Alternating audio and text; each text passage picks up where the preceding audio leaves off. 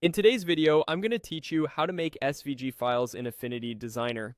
SVG stands for Scalable Vector Graphics, and it's the ideal format for crisp, infinitely scalable artwork like logos, icons, and simple illustrations. It keeps your shapes and lines as math-based vectors, so they stay sharp at any size and remain lightweight for web and app use. Start by opening the Affinity Designer app on your computer with the artwork you want to export. Make sure the elements you want in your SVG are vector shapes or text rather than pixel images. If you're working with multiple artboards or only want to export a specific selection, have that artboard or object active so the export focuses on exactly what you need. Next, click Export at the top right of the interface. This opens the export dialog where you'll choose your format and options. If you don't see the button, you can also access exporting from the main menu, but the top right button is the quickest path.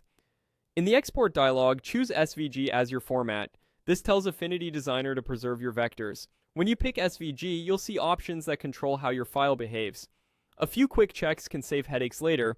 If you want pure vectors, set any rasterization option to avoid converting shapes to pixels unless absolutely necessary. Keep effects like blurs and shadows in mind because some complex effects may require rasterization and could turn parts of your design into embedded images. If your design includes text, consider how it will be used. Leaving text as text keeps it editable in some tools, while outlining text improves compatibility across systems. Also, confirm the export area, entire document, a specific artboard, or selection matches your intent. Once your SVG settings look right, click Export.